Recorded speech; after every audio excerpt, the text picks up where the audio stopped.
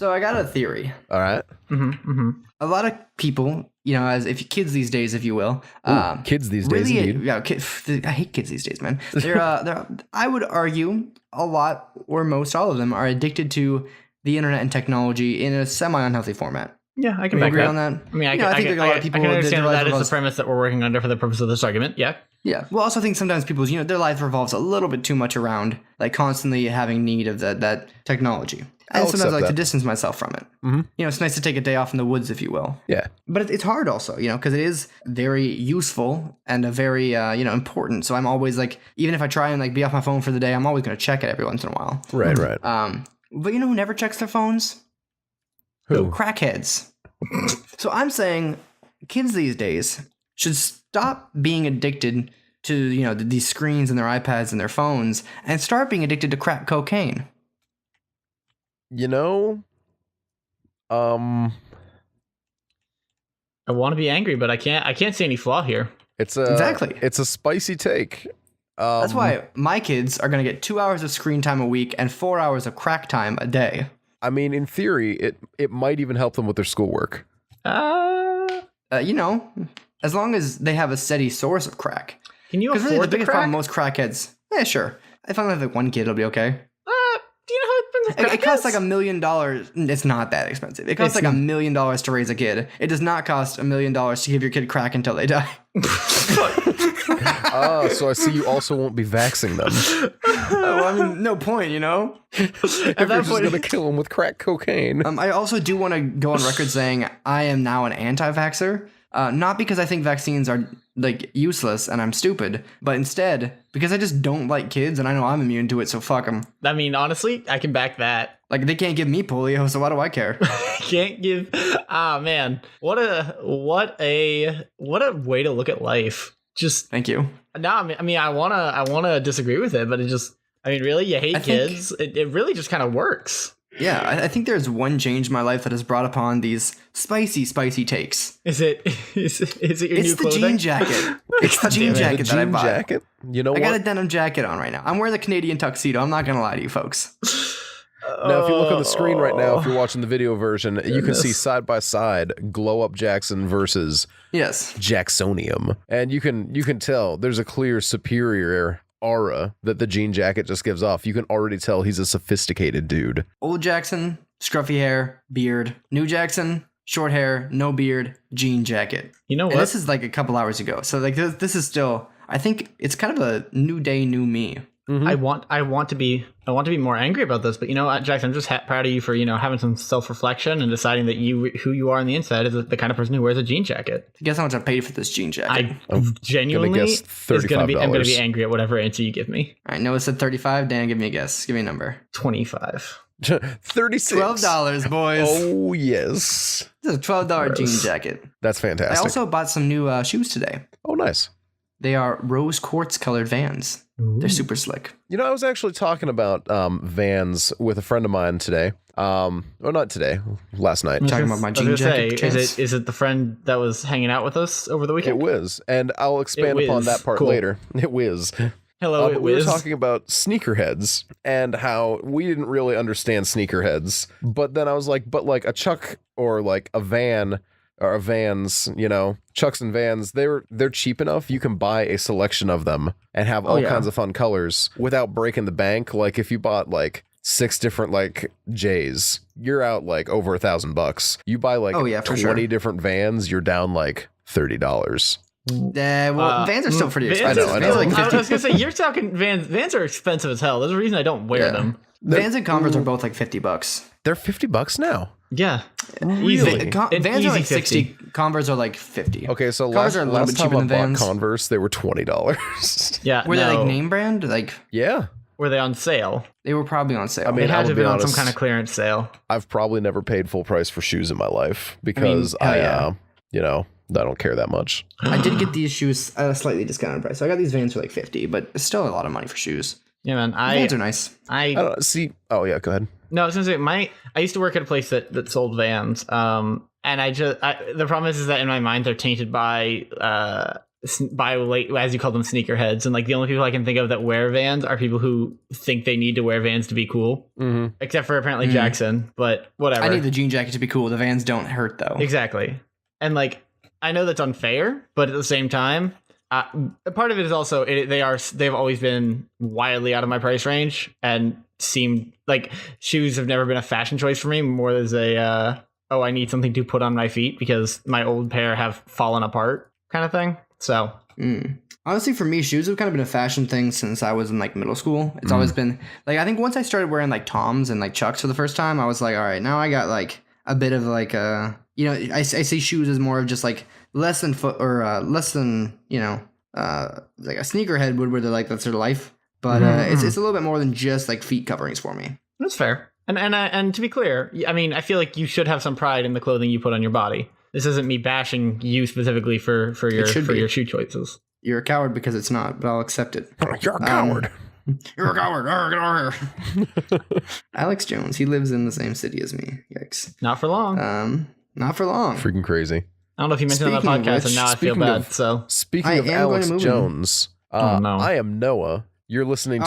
I was gonna do that too. Oh, good job, guys. Nice. I'm proud of both of you. I was going to let him just suffer in ignorance. I'm Dan. And Jackson was going to do that too. Yeah, Jackson was gonna do that too. I love the jean jacket, by the way.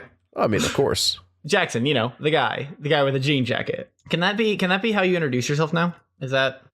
Yeah, totally. I will just now start doing that. Fair. Hi, it's me, Jean Jacket Jackson.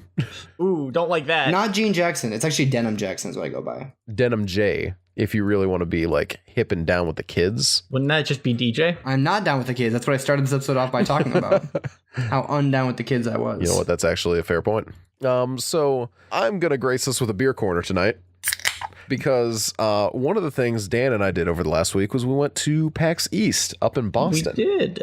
And as soon as a friend of mine realized I was in Boston, he hit me up on Facebook and he's like, "Hey, how long are you in Boston? Because there's a brewery there, Trillium Brewery, that it's really hard for me to get their IPAs, and I would really like some." So the dude had me pick up 6 packs of beer for him, 6 Nice. 4-packs, you know. So it's not like, oh my gosh, look at all that beer, but it was still like it was $100 in beer, and I picked up some for myself, which is the Galaxy Dry Hopped Fort Point Pale Ale. And no, It's really.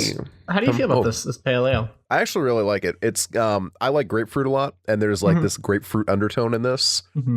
So one of the things I don't always like about IPAs is I feel like they taste like tobacco, and not in like a bad way, but I just feel like that's the flavor I always feel like I pick up with IPAs.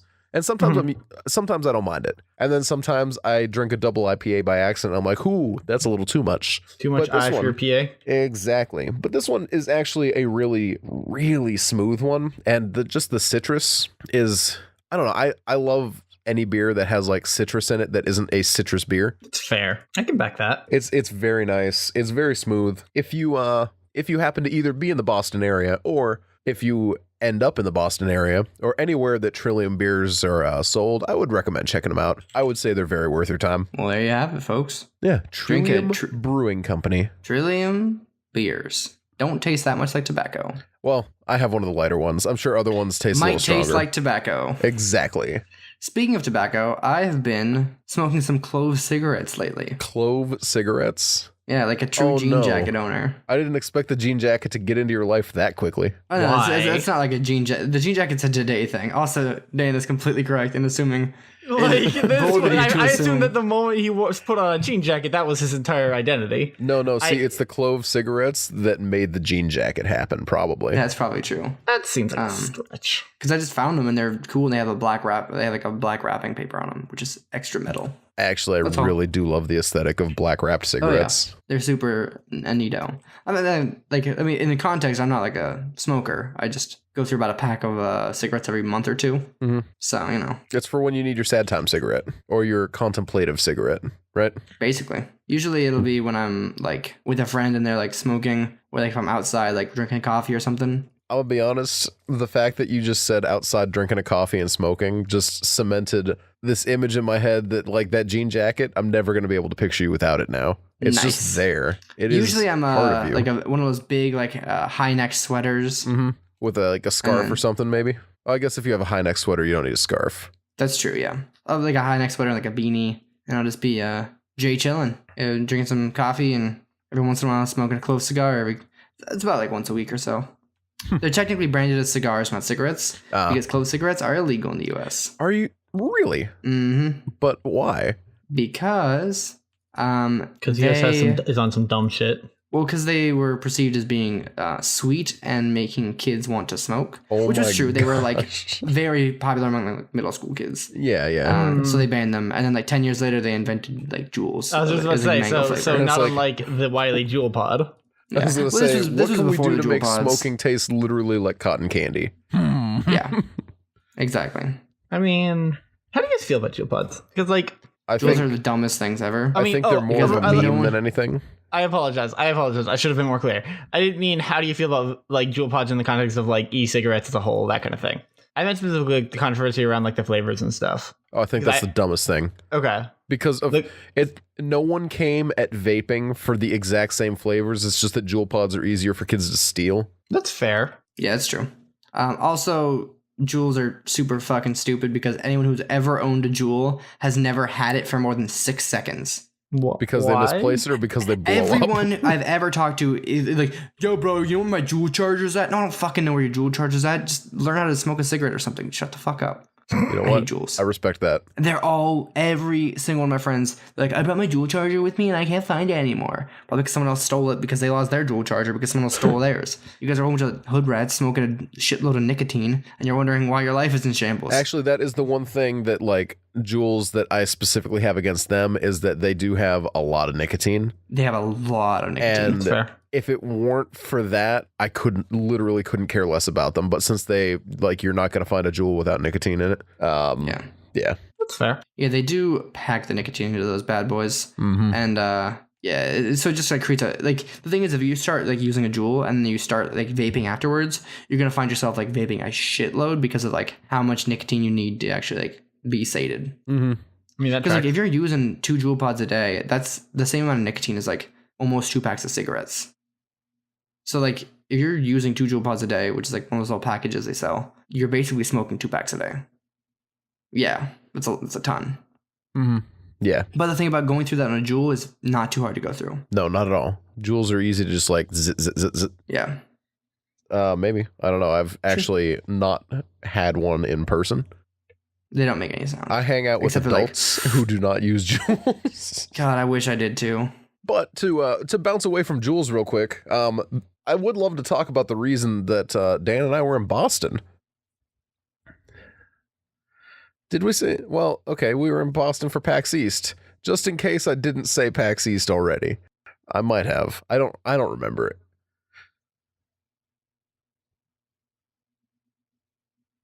Yeah. I just got home today. I got home. It is midnight right now. I got home at 5:30 p.m.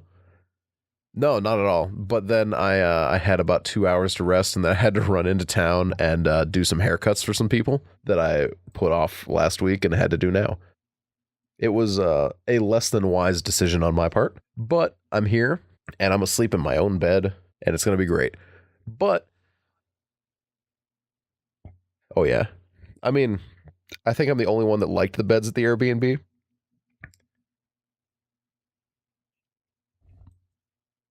Yeah, I had like 6 of those bad boys.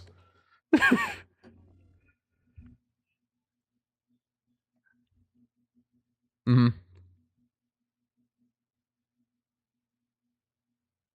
Yeah, I've never heard it called an idiot check. I've heard it called like a final check. So it's not like, being a jerk.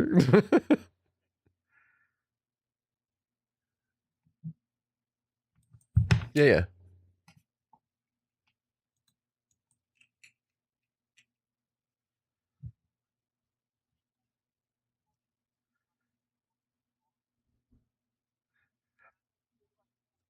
Now, in my defense, 4 of those were decorative pillows.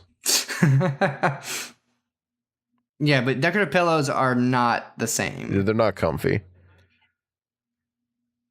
I was like, hey man, toss me a pillow and you threw me a decorative pillow, I would leave wherever we were at. I would too. I can respect that. But yeah. So anyway, the main point I'm trying to come into is Nice. PAX was fine. I've been to like hair conventions, so PAX was basically just like that but bigger. There were even people cutting hair there, which was freaking wild to me. Yeah. Yeah, there was a one little hair booth, and then there were like some massage tables. It was like a hey, take care of yourself booth. Everything was Thank God, nerds need that. I know, right? No, it was like a bunch of stuff and it was free. And I thought it was actually kind of neat. But the big thing I was the most excited about was meeting my internet friends in person for the first time. And I'll be honest, I was a little bit apprehensive because, you know, I'd never done that before. And there's just a little bit of hesitation when it comes to meeting people for the first time when it's like, you know what? I don't want this to ruin the friendship we have going on, because what if you're just the worst in person? And I'm very happy to say that none of them were the worst in person. It was actually, oh, huh?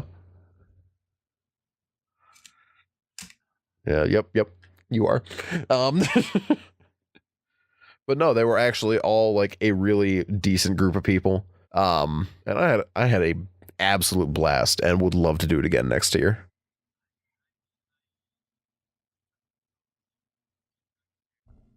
Uh-huh.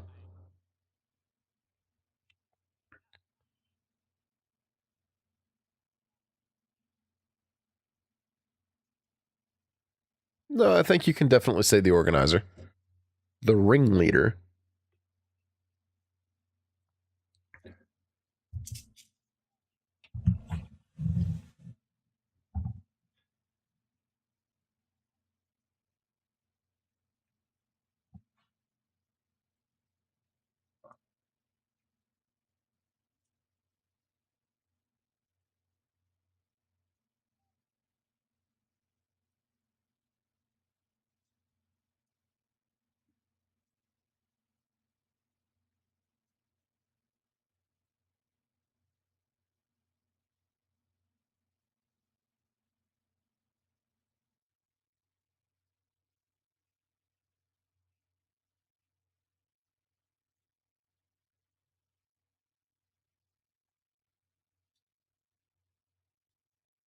Yeah, I would agree with that. I would agree with that. You know, fun story about PAX. Yeah, fire away. I went to PAX in, I want to say 2013 or 2014. And that is the first time I met my friend Zane. Mm-hmm. And Zane and I have since been friends. We usually hang out once or twice a year for like a week or so. And then he's actually getting married in October, and I'm going to be in the wedding. Yo, that's awesome. So that's a exciting story about internet friends. Yeah.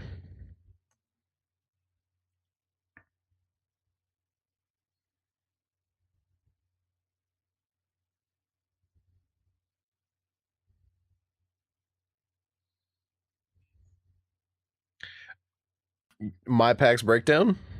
Okay, so I went to PAX knowing that I wanted to visit the Cyanide and Happiness booth because I wanted to get my Kickstarter copy of Joking Hazard signed by Rob. And I did that, so that was neat. And my other goal was wander around, see if I could play some games, and see what was new. And every now and then I would get a message from someone saying, hey, try and meet up with this person. And sometimes I did, and sometimes I didn't. I did manage to hit up a couple of booths for people that told me to check it out. So that was also a plus. But when I go to cons, I just like wandering the floor and taking in as much as I can. And I did that for about 6 hours. And to be fair, I only needed about 4 because after that, I was just kind of killing time. But I also had to kill time so that I could get in line for the Cyanide booth so I wouldn't miss Rob. So there were other things I could definitely have been doing at that time that I ended up just having to like chill near the booth. But it worked out. I got... Holy shit. Yo, what happened? Toby Fox tweeted about fingers in his ass? He did. Literally, Holy best shit. April Fools. I just wish April Fools That's not had been April on... Fools, man. Well, that's real life. I just wish he had done it yesterday, so it was Fingers in his ass Sunday. I don't think this is the real Toby Fox, though. Is it? I don't know. Maybe. I just saw it on Twitter and I immediately thought of you and I'm like, Like, oh. no, I'm excited about Fingers in His Ass being tweeted by any account at all. Oh yeah, maybe it isn't really Toby It does Fox. look like or like an alt account, but I'm still excited that anyone would tweet out Fingers in His Ass on any day. Now, it's a Lord's Day type of thing, but I also continue what you're going. I do want to say, I didn't just say that out of nowhere. Noah literally tagged me in that as we're recording the episode. So I didn't just like say that unprompted.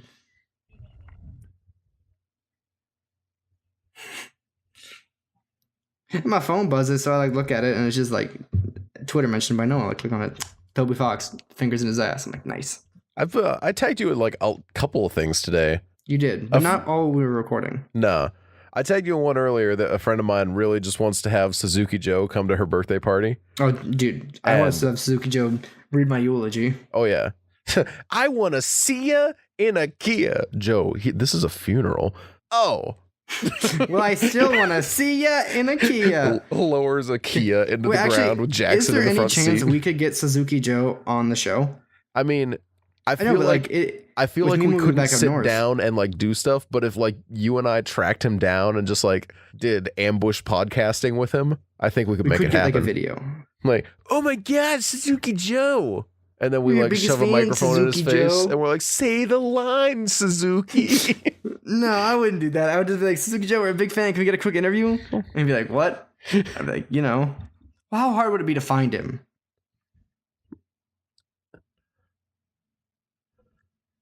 No, he literally says where to find him in every single commercial. Like he works at the dealership he owns, I think.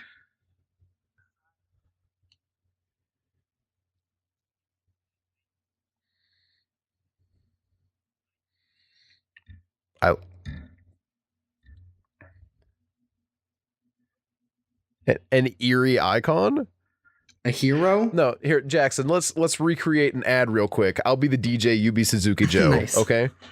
All right. I'm very honored. All right, now on the phone we got Suzuki Joe of Suzuki Superstore. Joe, how you doing? I'm doing good here today. Hey, that's great, Joe. So what type of stuff you got going on in deals? So Off-Road Express Suzuki, we've got new Yamaha 4x4s for only $99.49. Well, that's a pretty great deal. Yeah, stop by Off-Road Express and see me, Suzuki Joe. And remember, we want to see ya in a Kia. Dan, I cannot believe that does not ring any sort of bell. Yeah, like they stage these ads to make it sound like he's like having an improv radio discussion on the phone. So like they're just like, all right, we're gonna have one guy who's like not even a DJ, just like a guy, be a voice actor and talk normally, and we're gonna put Suzuki Joe on the lowest audio quality we can find, and we're gonna record that. You know that the audition telephone filter, Dan? That is exactly what he sounds like. He's like peeking, and you can just hear his face pushing against the microphone. It's just like rub, rub, rub. It's the worst thing. So also something that came out so recently. Yeah, what happened? Risk of Rain 2. I did see that. A release and a drop on like the same. It's like I think it was on the same day. It's early access still. Yeah, I played a lot of it actually.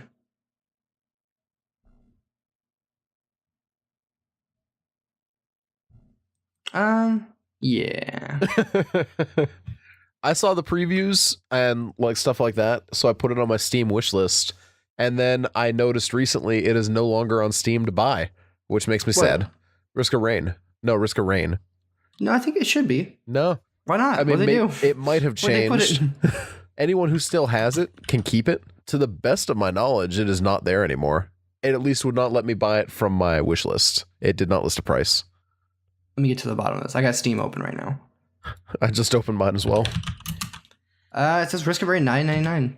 Wild. You know what? Yeah, here's Risk of Rain 2. Yeah, looking back at this is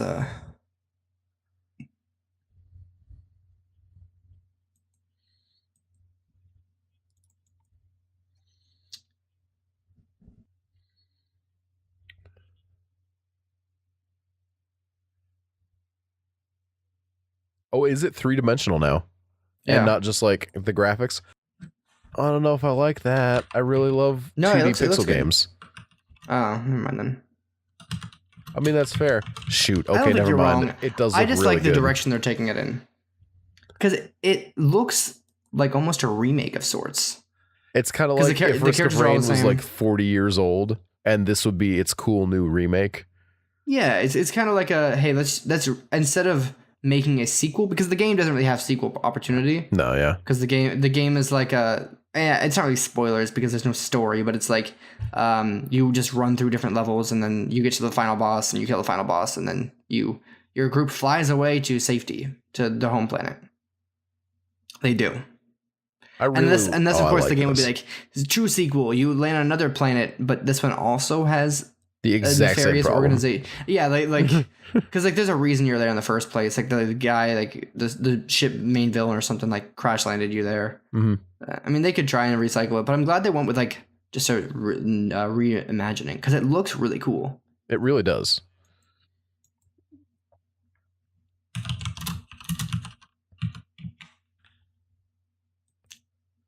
I might just pick it up right now.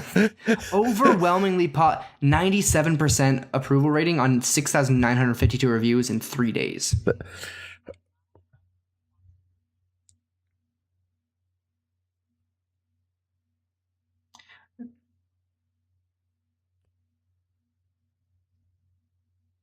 And a lot of games will get really high approval rating off the start and then maintain it because they're really good games. I'm a huge fan of their. I'm just I looking at messaged a this. friend of mine. Oh yeah, It's go very ahead. good. I'm looking at this. I messaged a friend of mine who it's actually not a canoe who was on the stream or on the podcast before. And I was like, yo, Oh. you got Risk of Rain 2, right? And he's like, yeah. I'm like, you want to play it? And he said, yes, it's very fun and good. Nice. Yeah, it looks really, really neat. I'm big excited. Wait. I need to say what I want to say here. Say what Risk you of need Rain to 2 developer update from March 30th is holy moly, holy moly. That's like the first line is like just the right angle, holy moly. Well, yeah, because this game is popping off.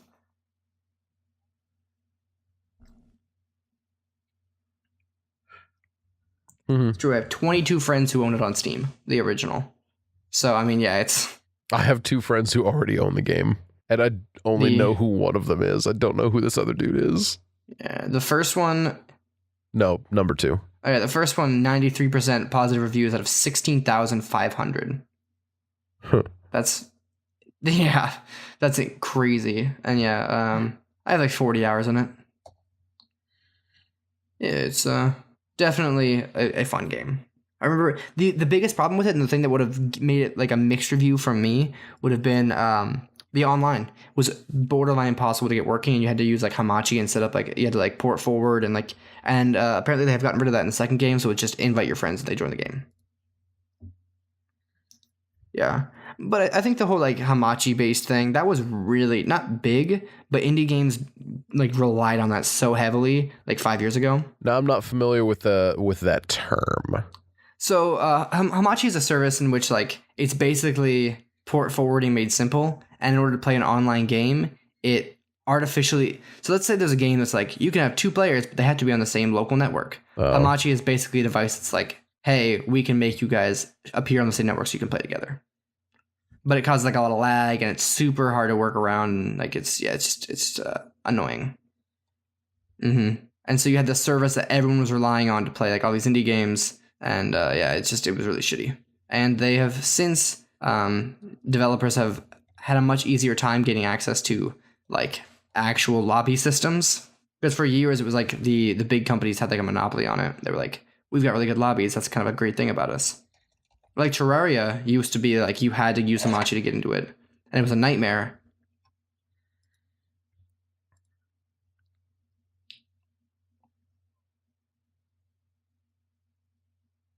That's true, yeah. Steam really out here for them indie devs.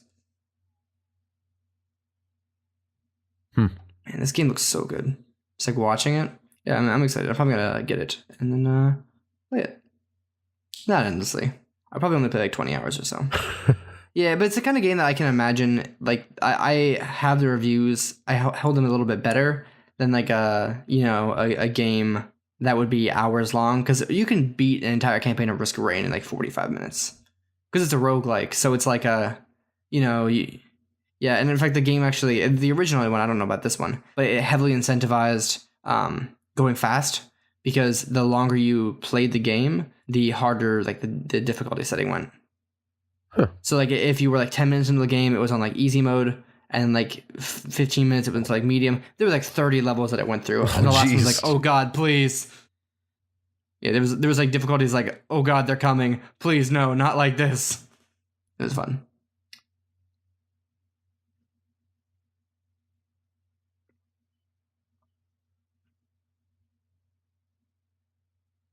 Yeah. Yeah, it was crazy because it was like the game worked really well, and it had a meter that would just like slowly fill up, and it would just like you could see like the easiest difficulty, and it would just like keep going down the list and like slowly filling, so you were like pressured against the clock, which I think was a good touch. I actually like that a lot. That's a really And it neat made idea. it hard to outscale it, because like the games like The Binding of Isaac, you can outscale pretty easily. Like, you get a couple damage items and you can just win the run with no help. But like Risk of Rain, it's like you can get like a couple good items, and then you gotta just kind of book it to try and get to the end before it gets too hard. Yeah, it was neat. I don't know how this one works though. Does look exciting. That part doesn't sound too much fun. All right. Well, I'm glad I'm glad you'll be okay. I was worried for a minute there.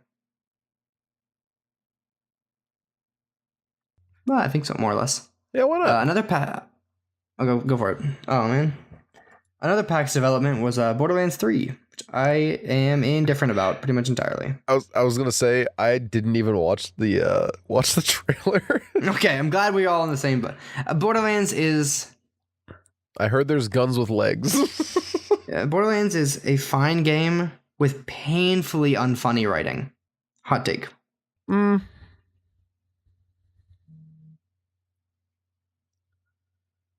Yeah, and it just like it's the same thing just battered down your throat over and over again. Like it's a bit old.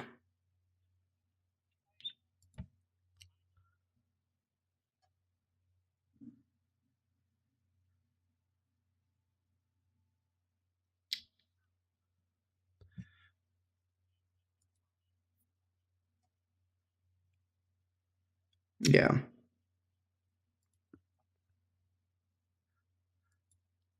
I actually greatly enjoy looter shooters. You would love Risk of Rain. See, my only issue, literal only issue, is that I have started a new Borderlands account so many times, because I don't know if you knew this, but Borderlands had such an awful time syncing with Steam's cloud service that when I had to restart my Borderlands 2 file more than like 6 times, which is absolutely just mind-numbingly difficult to get through the first few missions after you've played them like that many times. Flip side, I could still play Borderlands 1 over and over again because I feel like its opening was a lot less railroaded. And it made it, even if I had to do the exact same thing all the time, it was not nearly as difficult a thing to work with because it felt more open. And I've never played the pre-sequel or anything else, so I actually would love to play Borderlands 3. I just know that it's going to be one of those things where I'm not going to buy it for a very long time. So, you know what? Yeah, whenever you're ready, man. I will. Thank you.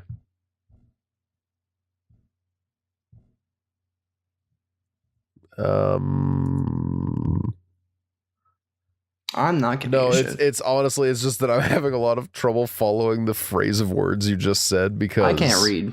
I didn't listen to what Dan said. I was just looking at, whatever. Yeah, I wish. Goddamn right. Actually, Go off. okay.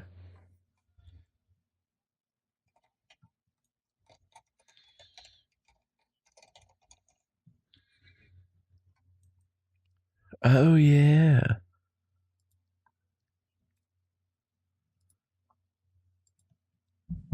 Yeah. Mm-hmm. I totally never made any. I remember them and not fondly.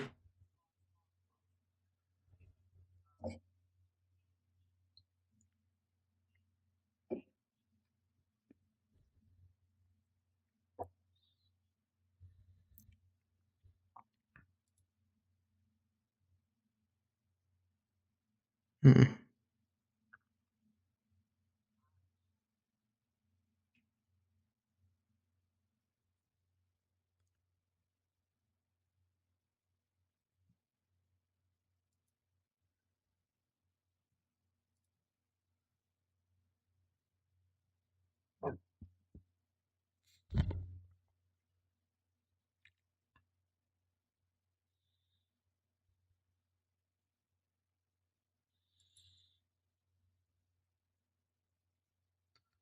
It's exciting.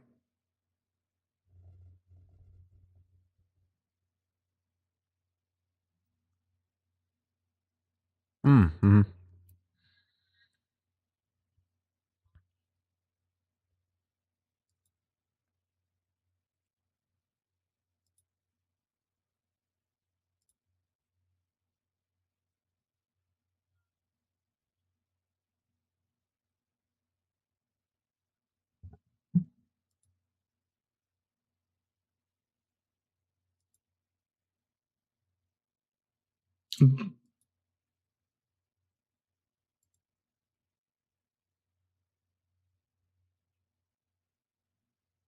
Mm-hmm.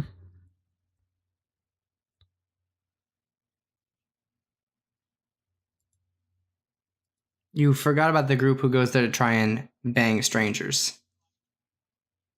Okay, okay. Respectable.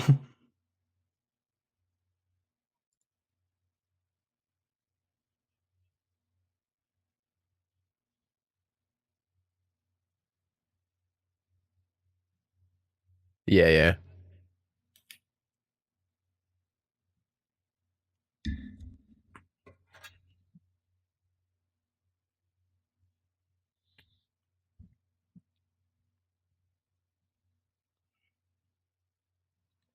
Uh-huh. Yeah. I actually saw a lot of representation. Mm-hmm.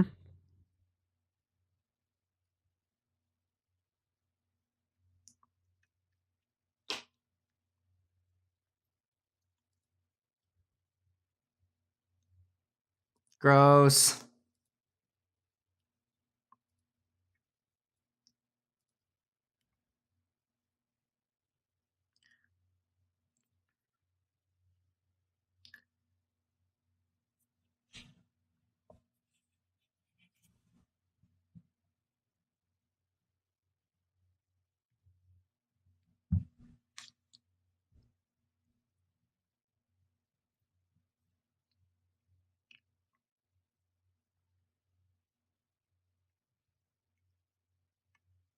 If I may.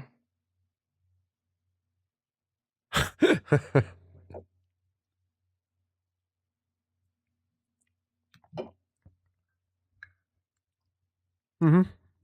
And if I may, that's what it would look like in a world where gamers were allowed to rise up. Yeah, you know what? Hmm.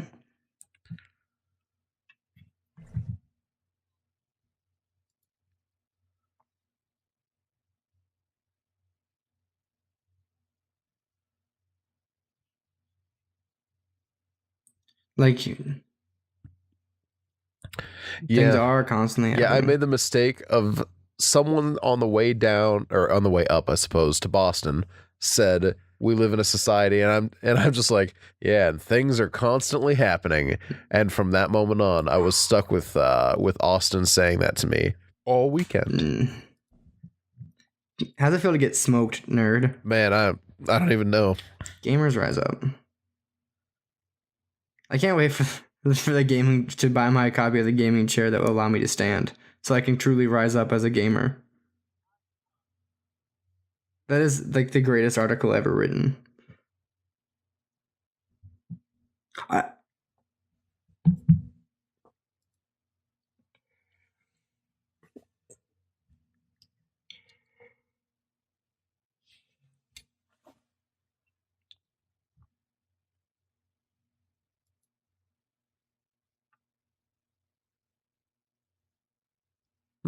That was I hate art. now. I'm actually a fascist. Oh shoot! I knew it. Yeah, I hate art and all forms of self-expression. The only thing I was bummed out about with the art museum was that it was all older art and it wasn't a lot of modern art. And I do love modern art. Yes, but You know what? that was one. It was one. That was a hallway.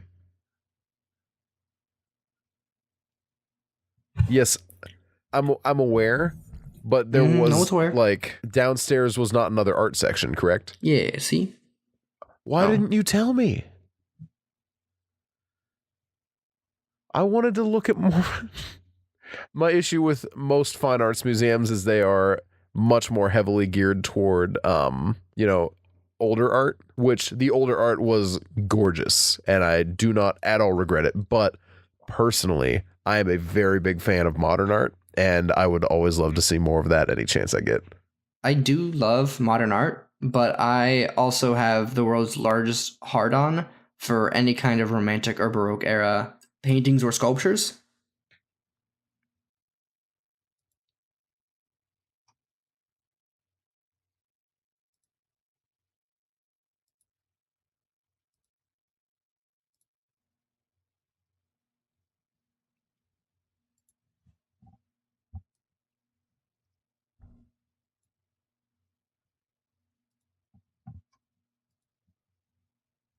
It's true. You sure about that? Gotta go see them things. Well, it's not the same. You know, they can be like here's the dimensions of the Parthenon. And you'd be like, all right, cool, let me go see it.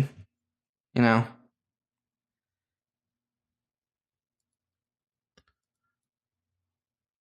Liver.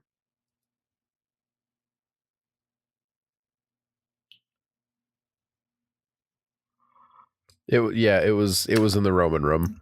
It was That's what they called my they bedroom in high chopped school. a chunk of mosaic floor out of some Roman ruins.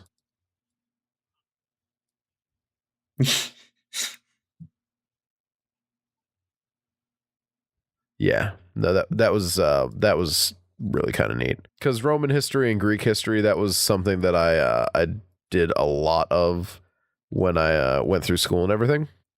So it was neat to see a bunch of that kind of stuff in action. Mm-hmm. I would too.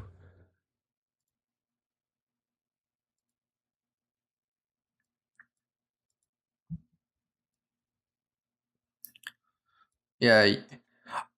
Boston does have some sketch parts though. No. Every part of Philadelphia is sketchier than most cities. Actually, that is exactly what he said. Like, we got there, and he's like, the guys that we went with were like, oh man, we better not walk around here at night. And it's like, okay. I've never been to Philadelphia and felt safe at the same time. Those two things are impossible to do at once.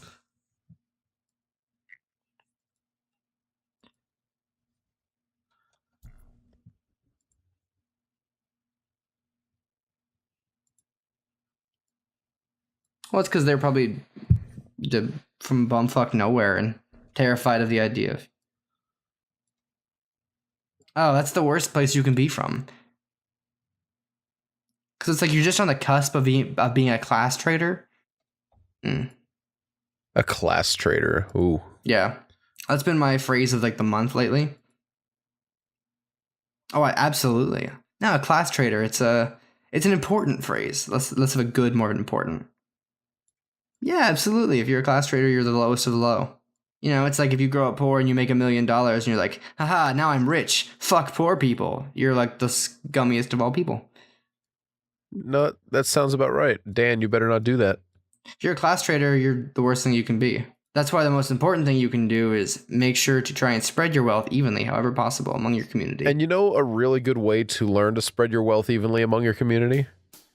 Read Karl Marx' Communist Manifesto on Audible using the link audibletrial.com/off-the-air. I wasn't going to say Karl Marx, but you know what? That is exactly where you do need my to man go. Karl Marx said that the sum of your liquid assets is the sum of your experiences not gained. That's all I'm saying. Don't be a hoarder. We're all dying one way or another. You know what? One of the things that bugs me is like guys like him had some really decent statements, but then also no, you know? Yeah. See, here's the thing. Mao Zedong is right and infallible and truly the most honorable chairman. Okay. That's Mao Zedong was a Chinese communist, and Maoism is you can be like a Maoist. It's like a type of he's a very bad man who did very bad things to his own people. Yeah, he was the one that made you walk around with his little red book, right? He made you do everything, and then he killed you usually. And he insisted on being called the most honorable chairman instead of dictator or emperor. I do remember Because that way he was like the chairman of the Chinese government, and at that the most honorable chairman. I mean, How could you be a bad person and the most honorable person? are we the baddies? Are we the bad guys? Likely story. Also, I'm really glad last week people got my reference to sometimes things that are expensive are worse. I didn't get that reference. I didn't. It is the greatest about 1 minute and 30 seconds of ever to be put on YouTube. And then I read them a monologue and early work from the master, Cameron Diaz. Oh. It's so funny. I said, boys, Hollywood has a race problem. Yes, a racism problem. Ooh. Dang. And they high five. I don't really know what's going on. I'm far too tired. I'm sorry. Nah, you're good. I'm not. A jean jacket. Oh. That would have been cool, though. Oh my gosh. I did too.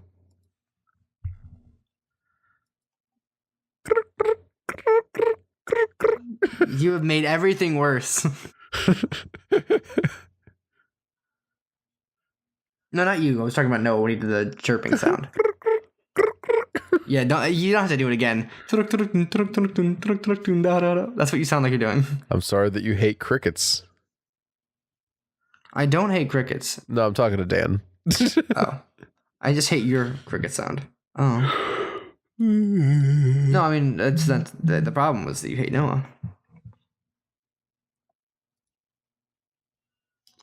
Been pretty good so far, and then you guys talked about PAX, and I had nothing to contribute.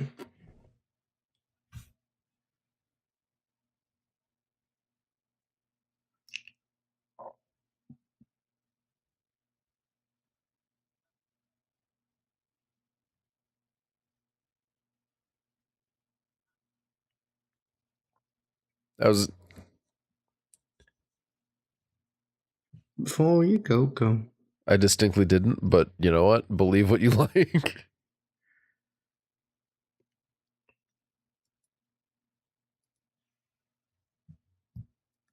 God damn it, Noah.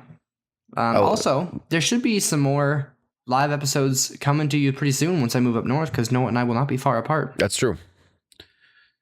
We can set up a joint recording studio in one of the spare rooms in my house. I mean, we can, yeah. Why not? Because we'll have a whole bunch of spare rooms. That's true. So, recording studio, I believe. And speaking of my moving up north, you guys ever? What's the longest car ride you've been on? And I'm not saying I'm out in one day, but total, what's the longest trip you've taken via car?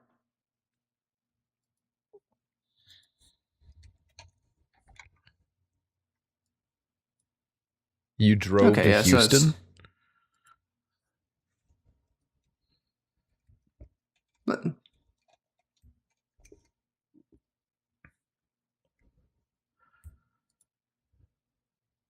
it's true.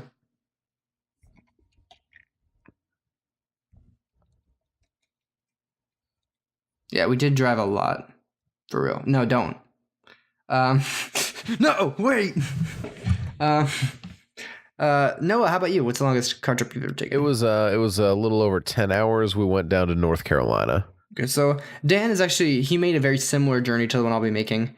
His is probably about 2 hours longer. Actually, mine's going to be longer because I'm going from New Orleans to Pennsylvania.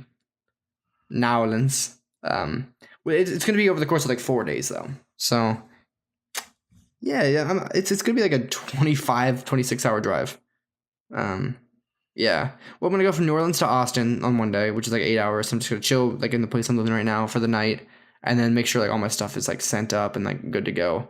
And then I'm going to go from Austin to Memphis because that's about 9-10 hours. So that'll be like, a good 2/3 of the drive done by the time I get to Memphis. And just gonna kind of take it easy there and then like spend the night in a hotel. And the next day go and hang out in Memphis, see like Graceland and stuff.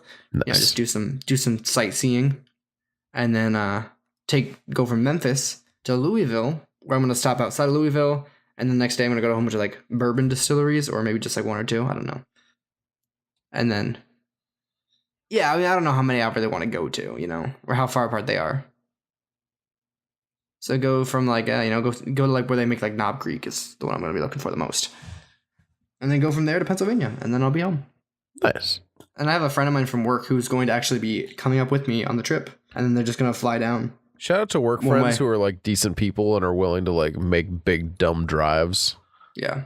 Well, I mean, it's kind of like I'm pretty sure they're going to have fun with it too. 'Cause it's like 3 days of like, I think we're going to stop and like hang out in cities and stuff. Nice. And yeah, Dan, that's So. something to be proud of. I would love to have a coworker that I could have go on a giant stupid car trip with me instead of making fun of me for getting a nose piercing, which is distinctly what he does all the time now. And I love it. Hey, good job. It does. I got a jean jacket and it makes me happy. So See? you and me both, Noah. Yeah, you got to take your victories where you can get them. I didn't get a jean jacket, Precisely. so I got my nose pierced. And you know what? It may not be as nice, but it still makes me happy.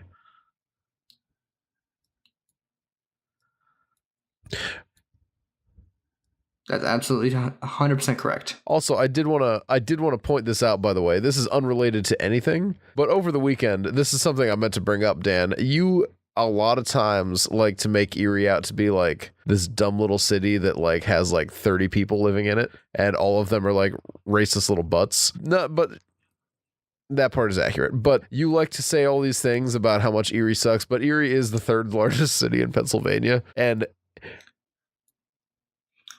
Philly and Pittsburgh. Philly Are and you kidding me? Pittsburgh. Okay, I was like, yes, Scranton or Reading, I would guess. I I thought guess it was Harrisburg. Hershey's up there. Hershey's kind of like a bleed off into Harrisburg, isn't it? They're really close. It actually is, yeah. I would say, probably Harrisburg underneath, just because it's got like the capital population, which is always at least. Okay.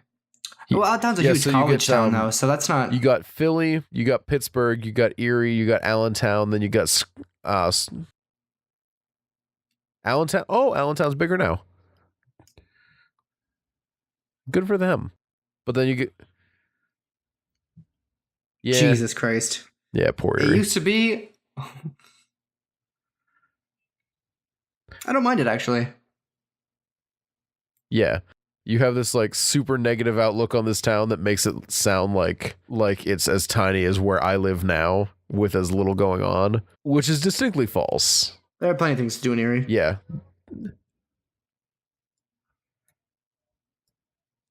Not accurate though. There's a lot Again, of I other things. big disagree because I did a lot of fun stuff when I was growing up there, and I was not able to go to bars.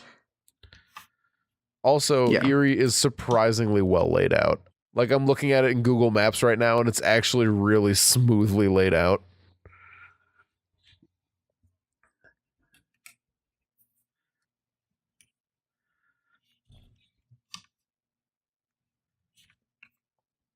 Mm-hmm. Yeah, Erie's about this city. Honestly, I am in the past like 6 or 7 months, I have lost quite a bit of my enjoyment of Austin. Really? Yeah, I think it's the city itself is so artificial feeling, you know? And it's it's like it's trying really hard to be like something. Like, you know, you got like it's kind of like the bridesmaid for everything. Uh-huh. It's like really good, live music, but not the best locations. Like really good, food for Texas, but that's just for Texas. It's just kind of like it's like third or fourth best in a lot of things. It's like pretty good city for game developers, but not as good as like Vancouver or Seattle or anywhere in California. Right. So it's like it's just it's like playing fourth best, and it's getting a lot of people moving there just because it's slightly cheaper than all those other places. And it's like the whole city motto is like keep Austin weird, but like all that means is just like They stole Portland's motto? I think Portland stole their motto actually. Huh. But yeah, I don't know, it just feels weird because it's like this like weird clash of like a whole bunch of liberal people moving to Austin and making Austin like a blue city, but at the same time it's still Texas and there's still a whole bunch of backlash from locals who are now mad. And so you got like you can be part of two groups: the group of like people from California who transplanted here and are now like, oh my god, keep Austin weird, it's so wacky, let's go take pictures by all the murals. Or you can be like a disgruntled Texan who hates everyone who ever moves here, even though the city is constantly having people move here and it's growing at a rapid rate. So you can like choose to settle in and be angry, or you can choose to be from California, and I don't know what I want to do, but I'm moving anyway, so it's not a big deal. There you go. Exactly. Well, plus it's one of those things where like living in any major city but not super major city, like New York City, if there's like New York Comic Con, New York City isn't like, okay, everybody get ready, we're going to get hit by a lot of stuff, because if an extra 20,000 people come to New York City, nothing changes. But like Austin's like, okay, here's South by Southwest, it's a 2-week long festival that draws like tens of thousands of people, and it will completely blow up every single tourist location and every single restaurant in the whole goddamn city for 2 weeks. So it's like, it's just kind of shitty not being able to actually, like, I did not see a single thing at South by Southwest. Dang. Yeah, and it's a 2-week long because I worked every single day for like 10 hours. I have never seen a live show at ACL because I worked every single day for 12 hours of ACL with the inability to get a day off because of how busy everything was. So like, you might as well just live outside of Austin and just come here for the events and be like everyone else. That way you don't have to work. Yeah, but like you can, take a holiday. So that's like, I'm actually like weirdly excited to be like, oh cool, now I can come down to Austin for South by Southwest for like a week. And I'll know people and hang out at places, but I won't have to have the problem of not being able to take time off. Because there's never a busy season for Erie. Yeah, that's true. What's like half true? Apparently, Erie actually like that, like Elk Creek Township has some of the best fishing in the world. I did not know that until recently. Mm-hmm. Yeah, and it's not, as a general rule, good sunsets come from pollution, but that is not so much the case with Erie since we don't have as many factories anymore. Not active ones, at least. Yeah, speaking of active polluters, class traders and anyone who has ever contributed to any form of garbage being created. Also, I'm only putting those things together because I recently learned of a concept called eco-fascism. Eco-fascism? Yeah, no... Let me just read it out for you because it is so insane that I have got to just read it out. So you guys are familiar with eco-terrorism, right? Yes. Okay, eco-terrorism is kind of like, let's say there's a whole bunch of people who are going to be cutting down this like big, like the oldest tree in the world. Yeah. Eco-terrorism would be like you go and you like cut all the wires inside their machines or like, blow up one of their trucks. Like you don't kill people usually, but you will like cause acts of like, disturbance for the public. Yeah, acts of terrorism, but, under the guise of helping the environment. It's eco-terrorism. Eco-fascism is not real. First, let me just phrase. It is like a panopticon, which we'll talk about another day. It's one of my favorite words. Panopticism is great. All right, so let me just read to you the Wikipedia description of eco-fascism. Eco-fascism is a theoretical political model in which a totalitarian government would require individuals to sacrifice their own interest to the organic whole of nature, and which would rely on militarism, expansionism, and possibly racism to defend the land. That is the worst thing I've heard all day. I love the idea of like, hey man, like the ocean's filling up with trash. Let's go kill someone because of their race. Like what? Mm-hmm.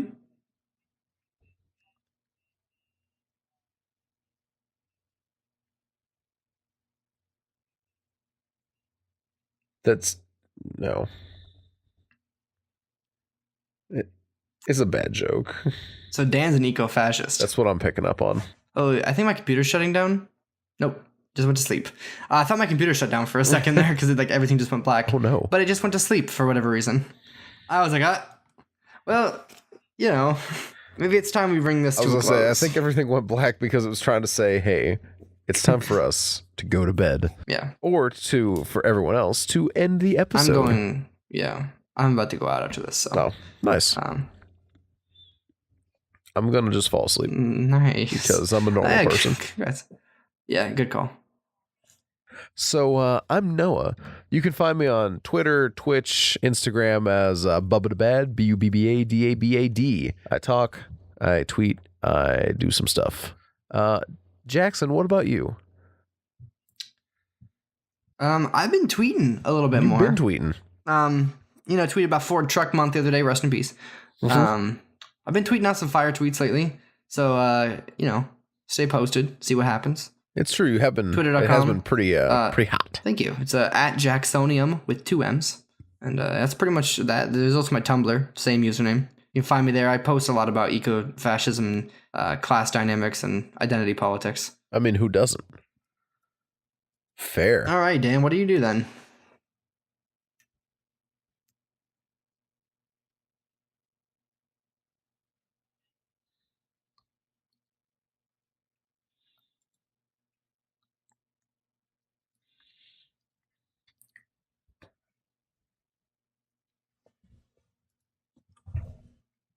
It said born to roll 57.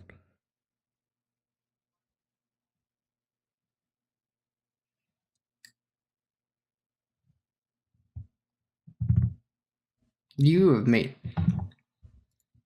Anyway, you can find the podcast at twitter.com/theofftheair, facebook.com/OTA podcast, and patreon.com/offtheair. And if you can't contribute monetarily, totally fine, totally understandable. We do request that, hey, just share us with your friends or help us out with that iTunes algorithm. Give us a 5-star review on Apple Podcasts.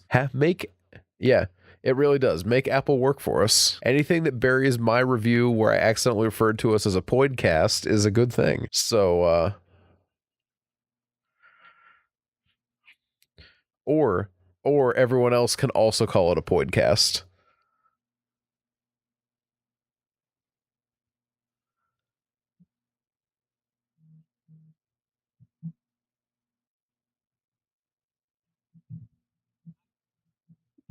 I'm an eco-fascist. Bye, guys.